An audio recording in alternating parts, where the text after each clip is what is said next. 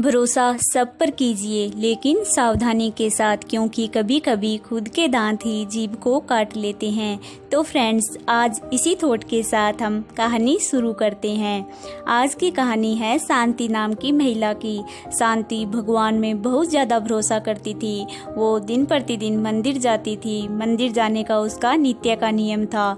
भले ही कैसा भी मौसम हो, आंधी तूफान हो, वो मंदिर रोज जाती थी और उसका मानना था कि मंदिर रोज जाना चाहिए। इसीलिए वो अपने शहर के मंदिर में रोज जाती थी। एक दिन जब शांति मंदिर गई तो उसे आसपास का माहौल देखकर रहा नहीं गया और पंडित जी से लगी शिकायतें करने।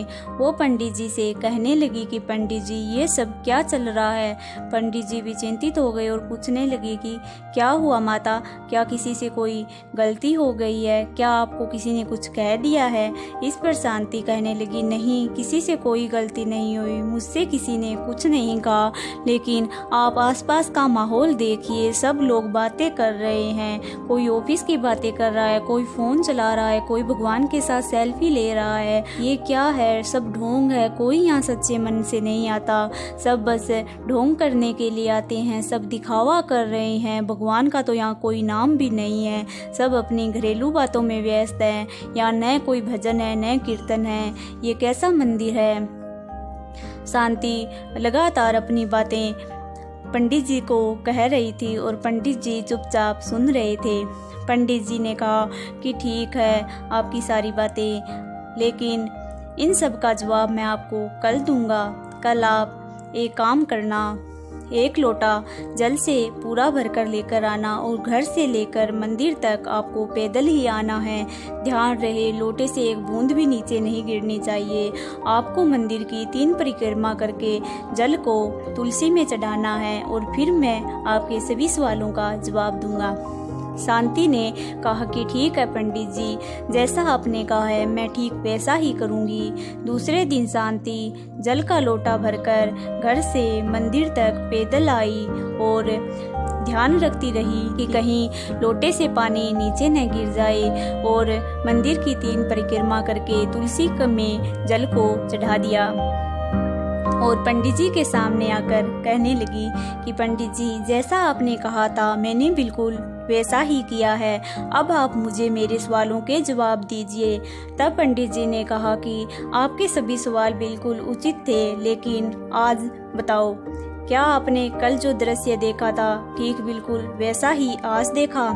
तब शांति ने सोचते हुए कहा, नहीं नहीं पंडित जी, आज तो मैंने ऐसा कुछ भी नहीं देखा, क्योंकि आज मेरा पूरा ध्यान इस लोटे पर था कि कहीं एक बूंद भी नीचे न गिर जाए। इसीलिए कौन क्या कर रहा है मुझे कुछ भी नहीं ध्यान रहा और मैं सीधा अपने लोटे पर ध्यान रखते हुए मंदिर में आई और 3 परिक्रमा कर तुलसी में जल चढ़ा दिया। आज मैंने ऐसा कोई भी दृश्य नहीं देखा।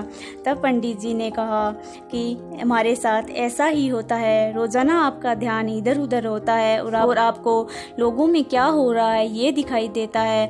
आपका खुद का मन भी भगवान में नहीं लगता, क्योंकि आप दूसरों पर ज़्यादा ध्यान देती हैं। और फ्रेंड्स, ऐसा ही हमारे साथ होता है। हम भी अपने लक्ष्य से ध्यान हटाकर दूसरे लोग क्या कर रहे हैं यही ध्यान रखते हैं। जब भी हम कहीं पढ़ रहे होते हैं तो हमारे आसपास लोग कितने समय तक पढ़ रहे हैं, क्या पढ़ रहे हैं, कौन सा टॉपिक पढ़ रहे हैं, क्या वो बीच में फ़ोन चला रहे हैं या नहीं, इसी में हमारा ध्यान रहता है। हम ये भूल जाते हैं कि हम बीच में कितनी बार फ़ोन चला रहे हैं, हमारा पूरा ध्यान हमारे विषय पर है या नहीं, हमारा पूरा टेंशन हमारी पढ़ाई में है या नहीं, हम कितना कंसंट्रेशन लगाकर पढ़ रहे हैं। इन चीज़ों का तो हमें ख्याल ही नहीं रहता, बाकी पूरी दुनिया का हमें ध्यान रहता है।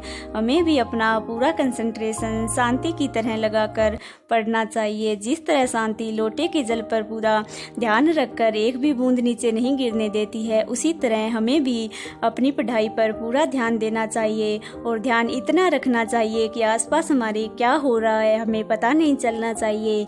अगर इतना ध्यान लगाकर हम पढ़ाई करेंगे तो ऑटोमेटिक हमारा पूरा कंसंट्रेशन हमारी पढ़ाई में जाएगा और हमें रिजल्ट भी 100% मिलकर ही रहेगा। इसीलिए दुनिया में क्या चल रहा है इसको साइड में रखकर अगर हम अपना पूरा कंसंट्रेशन अपने गोल पर देंगे तो निश्चित रूप से हमें सफलता मिल ही जाएगी। कहानी बहुत छोटी सी थी, लेकिन हमें सफलता का बहुत बड़ा मंत्र सिखा गई। अगर इसी मंत्र को फॉलो करते हुए हम चलेंगे तो निश्चित रूप से हमें सफलता मिल भी जाएगी। तो फ्रेंड्स, लगातार कोशिश करते रहिए, सफलता आपसे बस थोड़ी ही दूर है। गिव अप करने से पहले एक बार ये सोच लेना कि हमारे माता पिता ने हमारी पढ़ाई के लिए, हमारे सपनों के लिए कितनी रातें जाग कर बिताई है। तो फ्रेंड्स, अपनों के प्यार के साथ और अपनी मेहनत के साथ लक्ष्य रखते हुए पढ़ते जाइए, मेहनत करते जाइए, निश्चित रूप से आपको सफलता मिल ही जाएगी। All the best and thank you for watching my video. अगर आपको हमारी वीडियो पसंद आई है तो इसे लाइक और शेयर करें, चैनल को सब्सक्राइब करना ना भूलें। खुद भी खुश रहिए और औरों को भी मुस्कान बांटिए। और हाँ, हमेशा खुश रहकर और फ्री माइंड होकर पढ़ाई करनी चाहिए, जिससे कि हमें हमारा पूरा टॉपिक अच्छे से याद हो जाए। Thank you.